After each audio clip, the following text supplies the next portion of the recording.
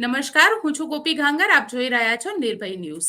સૌરાષ્ટ્ર માટે આવનારા 24 કલાક ખૂબ ભારે છે. તેમાં પણ રાજકોટ, જુનાગઢ, દ્વારકા, જામનગર અને કચ્છ આ વિસ્તારો માટે ખૂબ ભારે છે. આજે શું પરિસ્થિતિ હતી તેની ઉપર પણ આપણે ચર્ચા કરીશું. આપણી સાથે જગદીશ મહેતા સર જોડાઈ ગયા છે, પરંતુ તે પહેલા અત્યારે જે સમાચાર આવી રહ્યા છે તે સમાચાર પ્રમાણે જુનાગઢની જે સેશન્સ કોર્ટ છે તે સેશન્સ કોર્ટે આજે બીજી વાર ગણેશ ગોંડલના જામીન રદ કરી દીધા છે.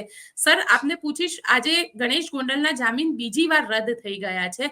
હવે આ કેસની અંદર કઈ રીતે, કારણ કે સવાલ અહીંયા એ આવે છે કે ગણેશ ગોંડલને એવી આશા હતી કે ચાર્જશીટ ફાઇલ થઈ ગઈ તો હવે તેને જામીન મળી જશે, પરંતુ જામીન રદ થયા છે. જુઓ બેન, આ આખો જે કેસ છે ને એ એના મૂળ જેને કારણે કેસ થયો છે એના કરતા લોગ ક્યાં કહેંગે લોગ એના ઉપર વધુ લડાઈ રહ્યો છે. અને આપ નહીં માનો, કારણ કે અદાલત અદાલત હોતી है, ન્યાયતંત્ર વિશે આપણે જરાય ટીકા ટિપ્પણ નહીં કરીએ, પરંતુ જે રીતે અત્યારે બધું જ કાઉન્ટર એટેક ચાલી રહ્યા છે પરસ્પર, એ કાઉન્ટર એટેક પછી અત્યારે ભાઈ જે છે જયરાસિંહના દીકરા ગણેશ એ હવે પેલા માઇનસમાં હતા, હવે થોડા પ્લસમાં આવ્યા છે. કારણ કે સામે પક્ષે જે છે સોલંકી બંધુ એની ઉપર પોલીસની રેડ પડી અને ત્યાંથી બધા દસ્તાવેજો મળ્યા કે ખંડણી ઉઘરાવે છે, બાકી બધા ગેરકાનૂની કૃત્યો કરે છે, જમીન પચાવી પાડે છે, કેટલાકમાં ગેરકાનૂની કબજો કરી લીધો છે, વગેરે વગેરે.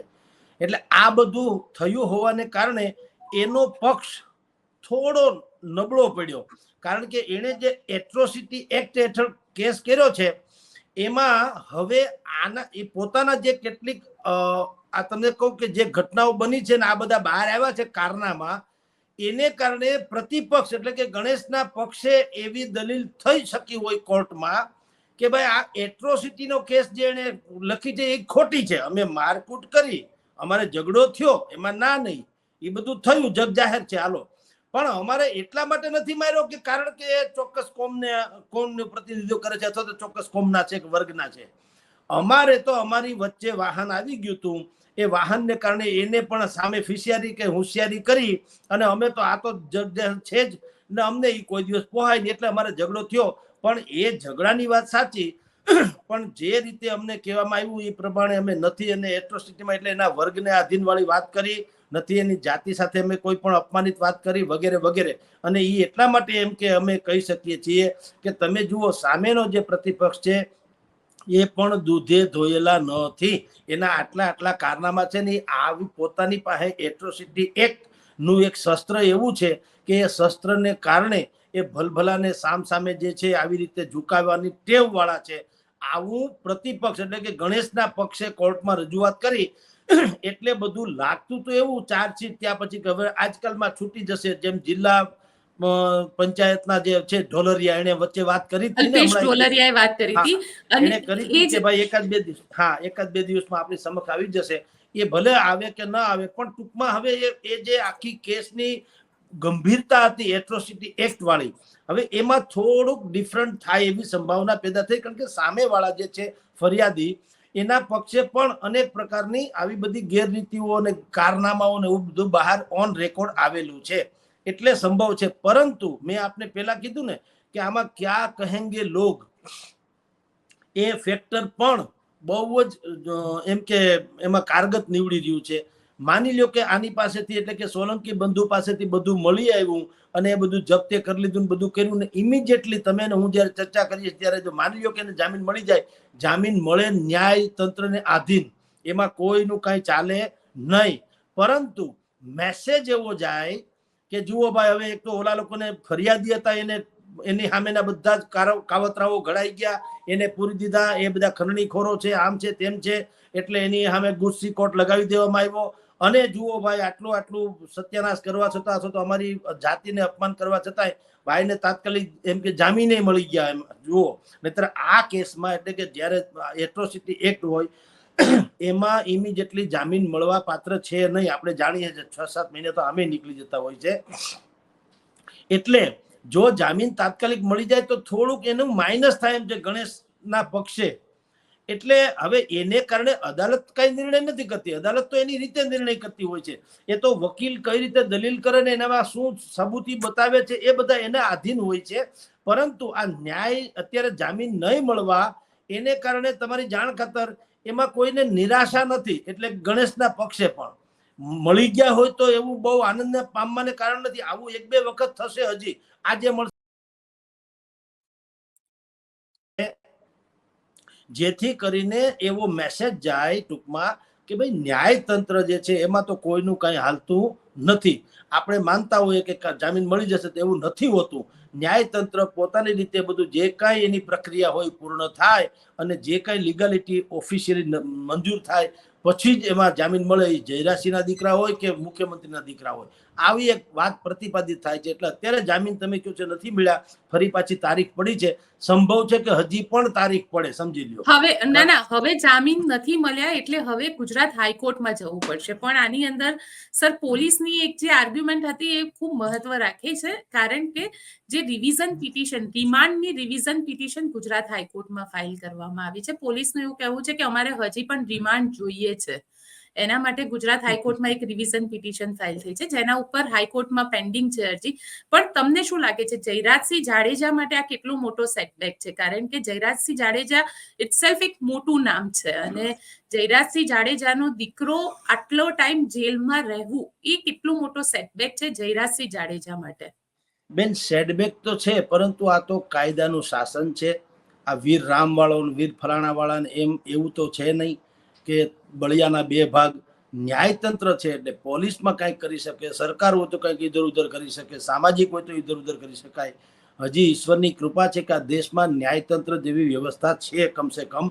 અને નાનામાં નાના માણસને પણ એ શ્રદ્ધા છે કે આફ્ટર ઓલ બાકી બધે જ ભલે ગમે તેમ થતું પણ એટલીસ્ટ એક અદાલત નામની ચીજ તો પડી છે કે જ્યાં આપણને નાનામાં નાના માણસને પણ પોતાની વાત બુલંદ રીતે કરવાની અધિકારી છે અને ન્યાયની અપેક્ષા પણ છે.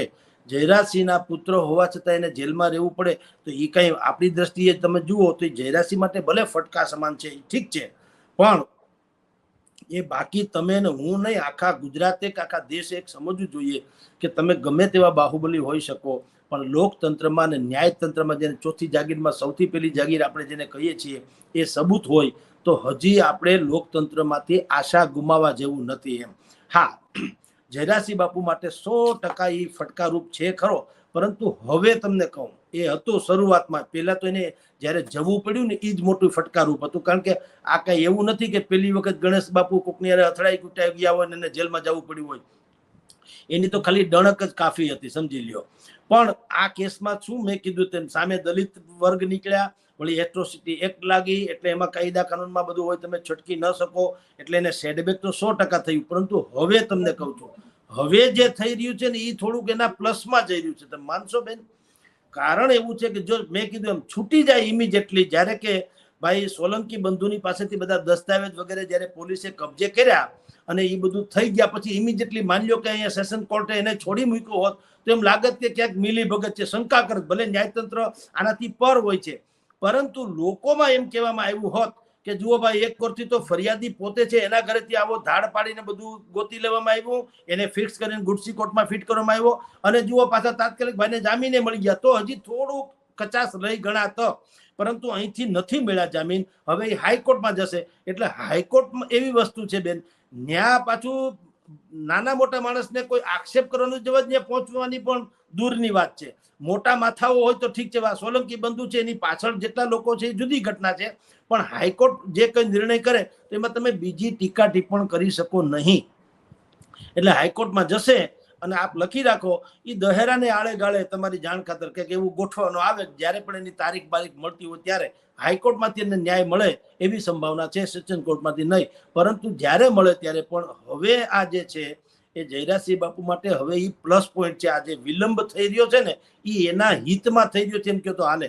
દીકરાનો વિયોગ જવા દો, પણ એક ખબર પડે કે બાપુ એ કઈક અદાલત ઉપર કોઈ પ્રેશર કરી શકા એવું નહીં, એટલે પ્રતિપાદિત એ નહીં થાય. અને બીજું ન્યાયતંત્ર હજી તટસ્થ ને ઓલું જે છે એ પણ આપણા પ્રજાને ખબર પડે. એટલે આમ તમારી જાણ ખાતર હાઈકોર્ટમાં ગયા એ પછી જે કઈ થાય તે એમાં અત્યારે તમે કહો કે સેટબેક છે તો બહુ હવે સેટબેક નથી, શરૂઆતના ભાગમાં સેટબેક હતો. અત્યારે તો વેઇટ એન્ડ વોચ જેવી વાત છે, 2 દી વહેલા મોડા ક્યાં ફરક પડતા હે એના જેવું છે.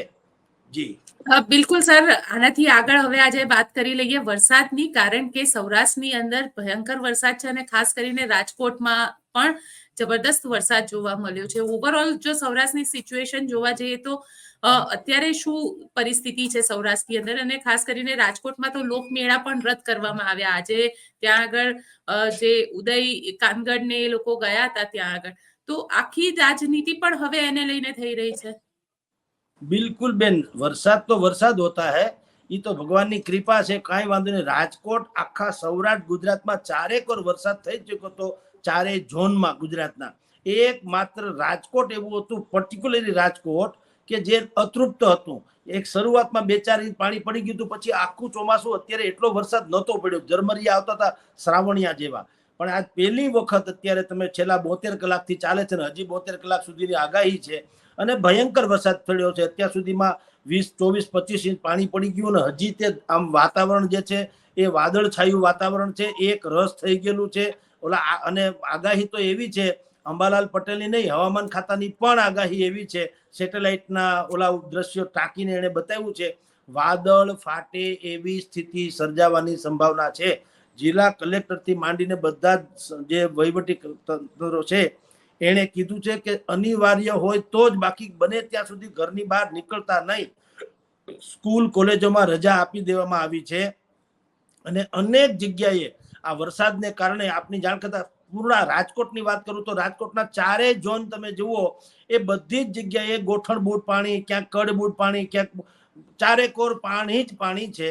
અને તંત્ર ઈશ્વરની કૃપા છે, હજી જાનહાની બાનાની કઈ થઈ નથી ને આ પહેલી વખત એવું બન્યું છે આમ જુઓ તો, કે કમસે કમ તમને તંત્ર ક્યાંક દેખાય છે. આ વખતે સ્ટેન્ડિંગ કમિટીના ચેરમેન જયમીન ઠાકરથી માંડીને મહેશ શ્રીમતીએ બધા કંટ્રોલ રૂમ ખોલીને બેઠા, ફરિયાદો નોંધી, ફાયર બ્રિગેડની ટીમ સાથે રાખી, મ્યુનિસિપલ કમિશનર જે છે દેવાંગ દેસાઈ, જિલ્લા કલેક્ટર છે પ્રભવ જોશી, આ બધા જ લોકો જે છે થોડુંક કામ કરતા હોય એવું દેખાણું છે.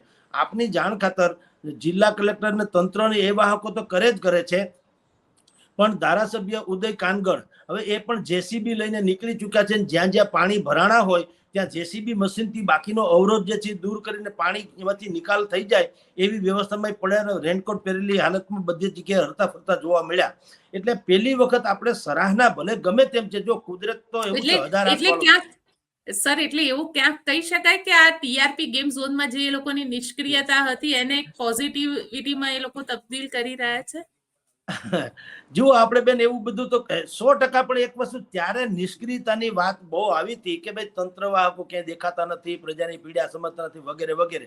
પણ આપણે ચર્ચા કરી ત્યારે મેં આપણે ઘણી વખત અનેક ડિબેટમાં કીધું છે કે હવે જનતા એટલી જાગૃત થઈ ગઈ છે કે તમારી એક્ટિવનેસ અને તમારી ડિલિવરી, તમારું પરફોર્મન્સ જ તમારો પૈમાનો બની રહેશે. તમે ગમે તે વર્ગના હોય, ગમે તે કોમના હોય, ગમે તેવી પેઢી દર પેઢીથી વારસાગત તમે રાજકારણમાં હો, તમારે એવું માની લેવાને કોઈ કારણ નથી કે જનતા હવે તમને મજબૂર રહેશે મત આપવા માટે થઈને. એવું છે નહીં. હવે એ બતાવવાનો સમય આવી ગયો છે ને અત્યારે બતાવવું પડ્યું છે. તમે જુઓ રાજકોટમાં 3 ધારાસભ્ય છે, એમાં અત્યારે ઉદય કાનગડ છે, આ જેસીબી બેસીબી લઈને નીકળી ચૂક્યા છે. એને બુદ્ધિપૂર્વક એની રીતે બધું વાયરલ કરાવડાવ્યું છે, તો કરાવે, સ્વાભાવિક છે ભાઈ, પોતે શું કર્યું છે. જયમીન ઠાકરથી માંડીને બધા કંટ્રોલ રૂમમાં મહેશ્રી વગેરે બેઠા છે, ફાયર બ્રિગેડની ટીમ વગેરે આવી ગઈ છે. રમેશભાઈ ટીલાળા ધારાસભ્ય છે, પણ એના સગા કાકાના છોકરાને બહુ મોટો ગંભીર અકસ્માત થયો છે, એટલે એ એમાં પડ્યા છે. અને બેન આપણે છે ડોક્ટર દર્શનાબેન, તો એ ધારાસભ્ય છે પણ એક બીજા રાજસ્થાન બાજુ કોઈ પ્રવાસે છે, એટલે એ નથી દેખાતા. બાકી જેને કહું કે ઉદય કાનગડ જે છે એ અત્યારે દેખાઈ રહ્યા છે. એટલે તમે જેમ કહો ને ટીઆરપી કાંડ પછી આપણે જયારે માન્યતા હતી કે ભાઈ આ કોર્પોરેટર થી માંડીને ધારાસભ્ય અને સંસદ સભ્યો ક્યાંય દેખાતા છે જ નહીં, તો સ્વાભાવિક જ છે એવું લાગતું હતું. પરંતુ હવે એવું થોડું લાગવા, એવું ઓછું લાગે એટલા માટે તેને અત્યારે દેખાય તો છે. તો આપણે એને ઈ ભલે પોલિટિકલી હોય તો પણ એક થોડીક એની સરાહના કરવી, કે કમસે કમ દેખાણી એની ફરજ છે. અને હું તો આ પણ કહીશ કે જ્યારે પરેશભાઈ ધાનાણી લડવા આવ્યા હતા ત્યારે એને કીધું હતું કે હું તો તમારો જવતલિયો ભાઈ છું, તો એ જવતલિયા ભાઈને અત્યારે બેનની વહારે આવવું જોઈએ. પણ તમે જુઓ ચૂંટણીના બધા કેવા કારનામા હોય છે કે એ જવતલિયા ભાઈ અત્યારે અમરેલીમાં હોય વાત, કારણ કે ચૂંટણી હારી ગયા હવે બેનોનું જે થવું હોય થાય, ને તો પણ સર જવતલિયા ભાઈ પણ સર આમાં તમે કહી રહ્યા છો પરેશ ધાનાણીની વાત તમે તો કરી રહ્યા પરસોત્તમ છો, રૂપાલા પણ આવું છું પરસોત્તમ રૂપાલા પણ ક્યાં બેન, દેખાય છે?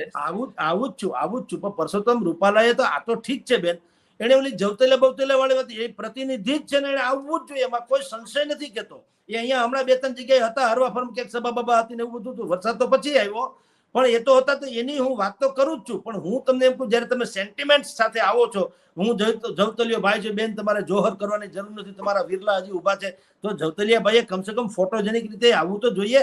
પરસોત્તમ ભાઈએ પણ આવવું જોઈએ, નહીતર એને તો આ બધાની વિરોધ સહન કર્યો હતો, બીજા બધા સમાજથી માંડીને બધી બાબતનો, તો એને પણ આ વ્યવસ્થા કરવી જોઈએ. હવે એને શું કર્યું, કાલે ગયા હતા કલેક્ટર તંત્રની સાથે એમ કે કોન્ટેક્ટમાં છે ને, હવે ઈ તો બધી ડિપ્લોમેટિક વાતો છે. ઈ કોન્ટેક્ટમાં મુખ્યમંત્રી ફોન કરે કલેક્ટરને, સૂચના આપે કે બધાનું તમે સ્થળાંતર કરાવી લો, કઈ કલેક્ટરને સૂચના આપવી પડે કોઈ દી?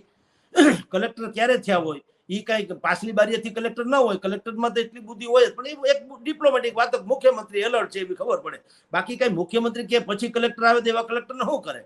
એટલે ઈ કઈ વાતમાં દમ નથી. પણ ખેર, બધાય તંત્રવાહકો અને દરેક લોક પ્રતિનિધિઓ પણ પોતાની છબી હવે એને પ્રજા સમક્ષ રજૂ કરવી પડશે, એના વગર હાલશે નહીં. એનું તાદશ્ય અત્યારે તમને અહીંયા કમસે કમ રાજકોટમાં જોવા મળી રહ્યું છે. જે જોવા મળે છે એની સરાહના થાય છે, નથી જોવા મળતા એની ટીકા થાય છે. પરસોત્તમ રૂપાલા પણ ટીકાના ભાગમાં આવી જાય. અને રહી વાત હવે બેન લોકમેળાની, એ અત્યંત રોચક ઘટના છે બેન. આ લોકમેળો જે છે એ અત્યંત રોચક ઘટના છે. પહેલી વાત તો એ કે રાજકોટના ઇતિહાસમાં પહેલી વાર આ લોકમેળો આવી રીતે બંધ રહ્યો કુદરતને કારણે.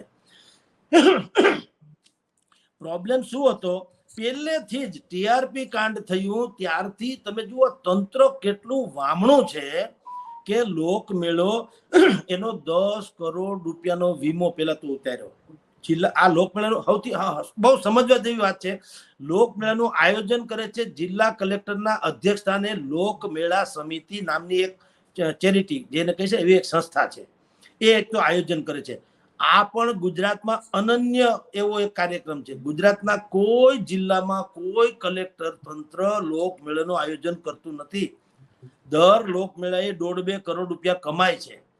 હવે આ તો ધંધો બાકાયદા થયો ને એના પૈસા, ખેર આપણે બધા કહીએ પૈસા ક્યાં નાખે છે, ભલે કોઈ ખીચામાં નથી નાખી દેતા, પણ એ જાય છે ક્યાં?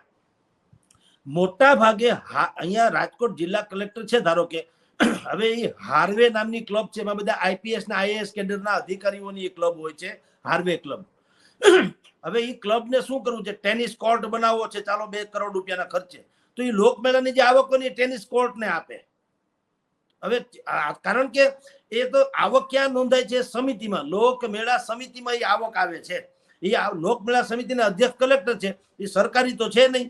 એટલે હવે એ ટેનિસ કોર્ટ બનાવવો છે, અધિકારીઓને ટેસડા કરવા હાટું થઈને ટેનિસ કોર્ટ બનાવવો છે, તો એ ક્યાંથી ફાળો લાવવો? તો એ લોકમેળામાંથી ખરેખર શું હોવું જોઈએ કે આ લોકમેળાની જે આવક છે એ લોકોના હિતાર્થે થવી જોઈએ ને. એના 2 કરોડ, કારણ કે કલેક્ટર કઈ વેપારી કે ધંધાર્થી તો છે નહીં. આ વખતે સ્ટોલ વાળા નથી કમાણા, એટલા કલેક્ટર કમાણા છે. તમે જુઓ આ કેવી કરુણા છે. બલકે સ્ટોલ વાળાને તો સત્યાનાશ થઈ ગયો બિચારાને. ઠેઠ સુધી ટીઆરપી કાંડ બન્યું ત્યારથી ગવર્મેન્ટે એસઓપી જાહેર કરી કે ભાઈ આ પ્રકારના નોર્મ્સ જો પાળવામાં આવે તો તમે ઊંચી રાઈટથી માંડીને ટેરાટોરા માંડીને બધું જ જે પ્રકારના યાંત્રિક જેટલી છે એના માટે તેને કોન્ક્રીટ ફાઉન્ડેશન હોવું જોઈએ. કોન્ક્રીટ, સિમેન્ટ કોન્ક્રીટનું એ ફાઉન્ડેશન હોય. સોઇલ ટેસ્ટ કર્યા પછી જમીન કેવી છે, પથરાળ છે કે રેતાળ છે કે હેતાળ છે, એ બધું જોયા પછી કોન્ક્રીટ કરો. એના પછી તમે આ માચડા ઉભા કરી શકો, આમ ને તેમ. હવે એ કલેક્ટરે ઢોળ્યું કોના ઉપર તમને કહું? આયોજક પોતે. એણે જે તે સ્ટોલ ધારકોને કીધું તમારે આ કરાવવાનું અને સર્ટિફાઈ કરાવવાનું ઇજનેર પાસેથી કે આ બધું બરાબર છે સ્ટ્રક્ચર. કારણ કે ન કરે કાલે વારે કઈ થાય તો કલેક્ટરને કઈ એમાં ગુમાવવાનું થાય નહીં કે કોઈ બાકાયદા અપરાધી ઠરે નહીં. એ એમ કહી શકે કે ભાઈ એક તો ફાઉન્ડેશન કરવાની જવાબદારી સ્ટોલ ઉપર હતી, જે તે સ્ટોલ ધારક નહીં, એક વાત, અથવા તો પ્લોટ ધારક નહીં, અને પછી એને સર્ટિફાઈ કરવાની જવાબદારી હતી એ કોઈ ઇજનેરની હતી. હવે એ બે જો એને કાંઈ થાય તો એ બંને મરે, પણ કલેક્ટરને કાંઈ ન થાય. તમે વિચાર કરો, અન્યથા કલેક્ટર પોતે જિલ્લાના રણીધણી છે, એની પાસે મિકેનિઝમ ન હોય, એની પાસે આ સોઇલ ટેસ્ટ કરાવવાની વ્યવસ્થા ન હોય, એની પાસે ઇન્ફ્રાસ્ટ્રક્ચર બિલકુલ કોન્ક્રીટનું થઈ શકે એવી વ્યવસ્થા ન હોય, એણે કરવું જોઈતું હતું બધું કે ભાઈ કેટલી યાંત્રિક રાઇડ્સ છે, 8-10 છે, ટોરા છે, મોટા મોટા ફજત ફાલકા છે, એમાં આ પ્રકારનું સ્ટ્રક્ચર થઈ જશે ને એના પૈસા વસૂલી લે ને. જેને રાખવો હોય પ્લોટ એને કહી દે કે આમાં આટલો ખર્ચો થયો છે એટલે તમને એટલા મોંઘો મળે, તો શું ફેર પડે. અત્યારે પણ આઈસ્ક્રીમના સ્ટોલ જે છે એ એક સ્ટોલ તમને કહું કોઈના 1.5 થી માંડીને 6 લાખ રૂપિયા સુધીમાં 7 લાખ રૂપિયામાં આપવામાં આવ્યા હતા.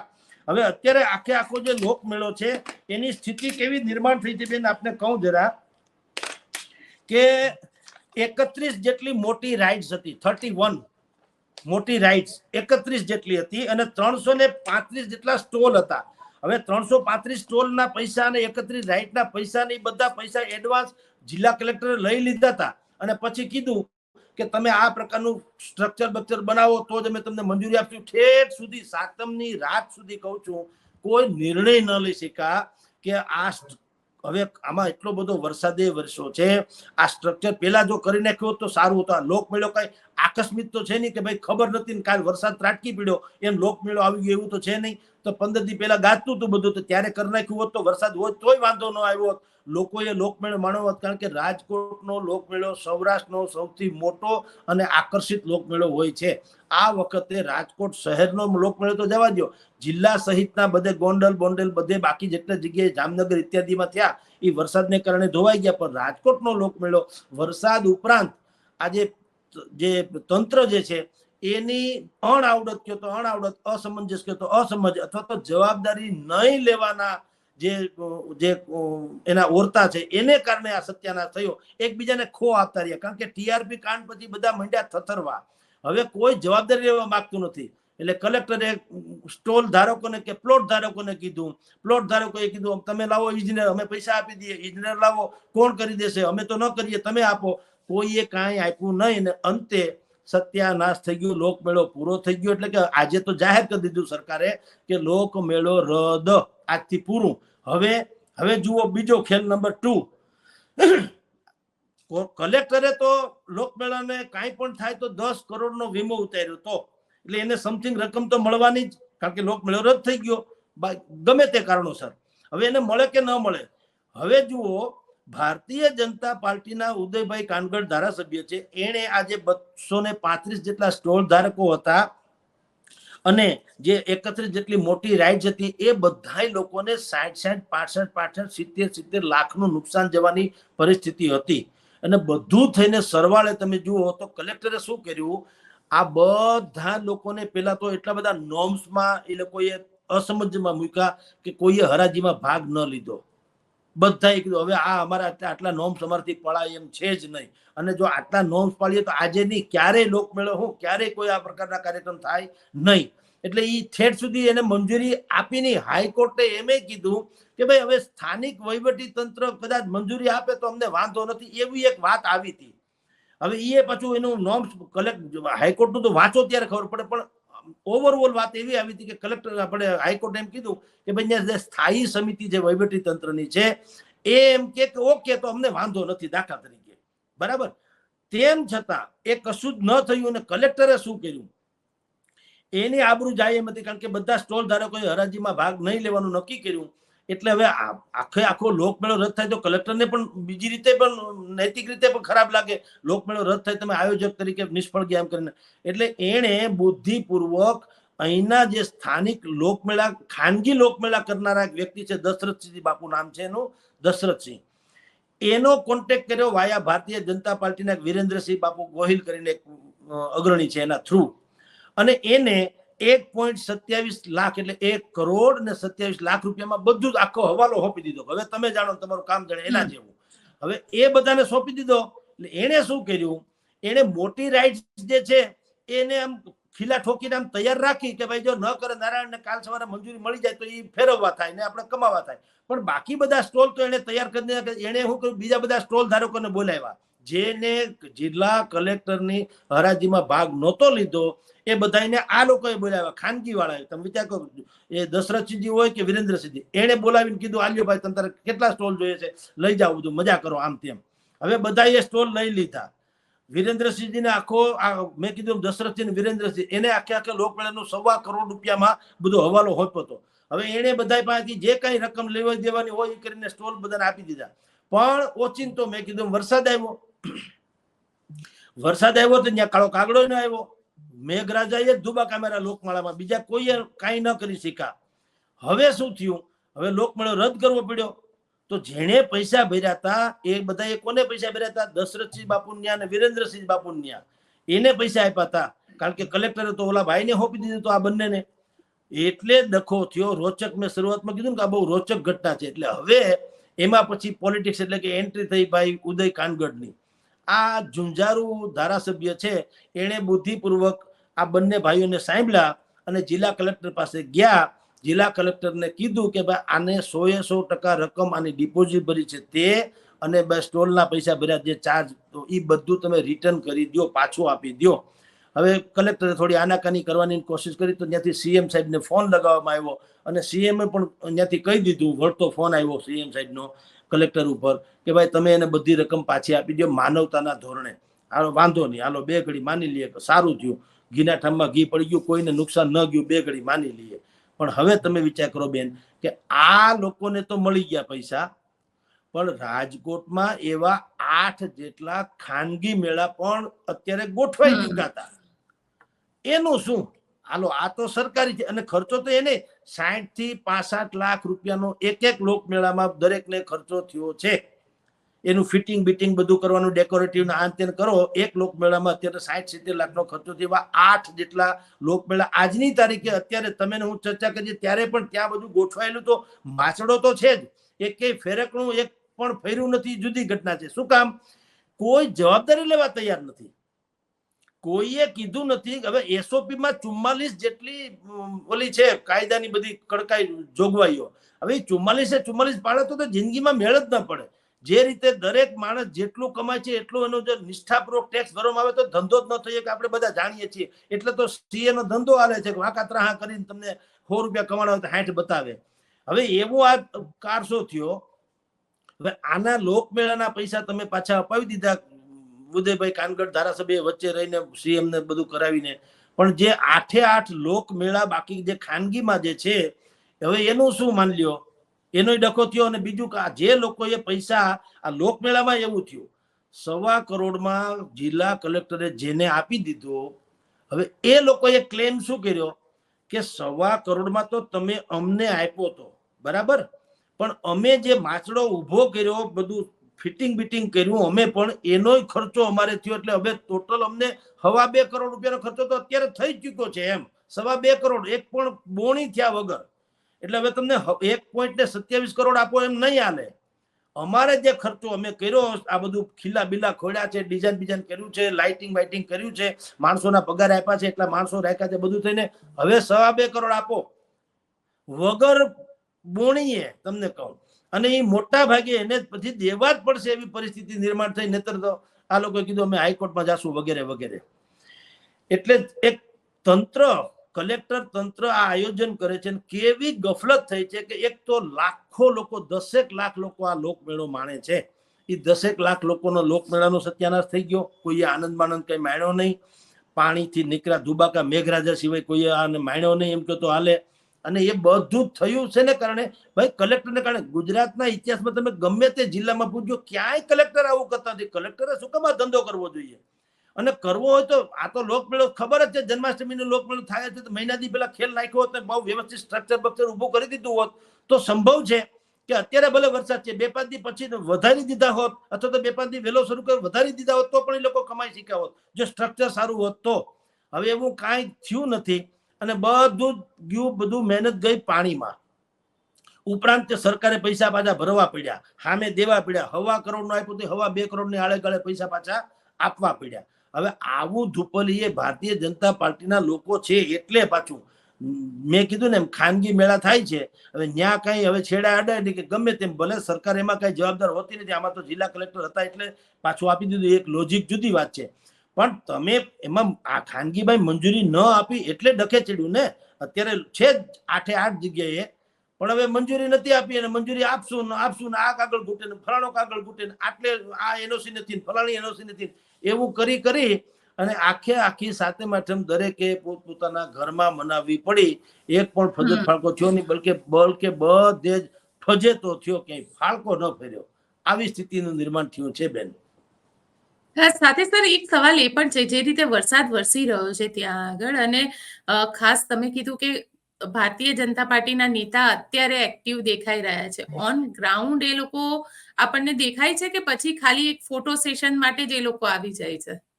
ના, ઉદય કાનગડ ને લાગે વળગે ત્યાં સુધી તો આપણે સવારે બધું એને વિડીયો વાયરલ કર્યો, એને દેખાવ કર્યો, જુદી વાત છે, પણ એ હાવ ખોટું તો નથી કર્યું. તો છે જેસીબી લઈને ગયા છે, અનેક વિસ્તારમાં ગયા છે, પણ એને હવે બતાવવું પડે છે. એ પાછી હકીકત છે, કારણ કે લોકો હવે માનવાના છે નહીં, અને એમાં કરે તો કઈ ઉપકાર નથી. ઉદય કાનગડે કઈ ઉપકાર નથી કર્યો, બલકે ન કર્યું હોત તો ટીકાનો ભોગ બન્યા હોત. પણ સારું થયું, કમસે કમ એટલી એને ખબર પડી કે હવે લોકો છે ને એ તમારી પાસેથી પરફોર્મન્સ માગે છે.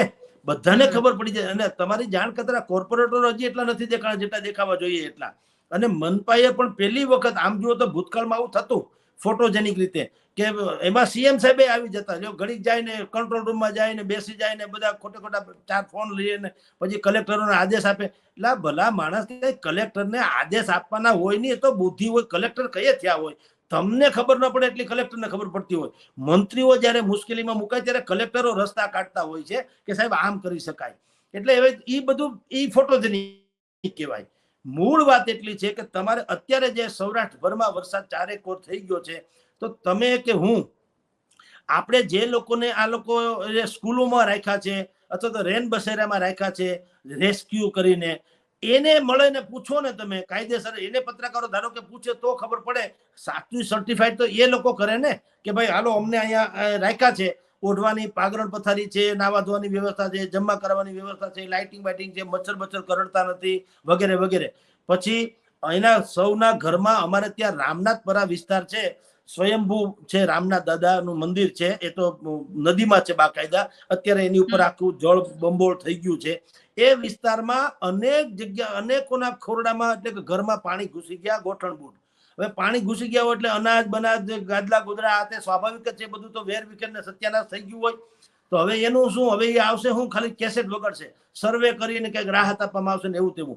એ બધું થશે, એ મળે તો. એટલે સાચું પરિણામ મેં તમને કીધું, ફોટોજેનિક રીતે પણ ભારતીય જનતા પાર્ટી અને એનું તંત્ર ટીઆરપી પછી, ભલે એને આ લોજિકલી માટે તેને વાત કરી હોય, પણ સાચું સર્ટિફાઈડ તો એ રેન બસેરામાં રહેનારા, એટલે કે જેને પણ રેસ્ક્યુ કરીને અલગ અલગ જગ્યાએ મૂક્યા છે, એ લોકોને પૂછીએ ને એ એમ કે ભાઈ ભલે અમારે આ બધું આફત તો કુદરતી છે, પણ આ થેન્ક્સ આ બધી આ અધિકારીઓની બધાની મહેનતને ધન્ય હો કે અમે કમસે કમ ઉગરી ગયા છીએ, સારી રીતે સાચવા છે, ખાવા પીવાની સગવડ છે, કોઈ અન્યાય છે નહીં, વગેરે વગેરે.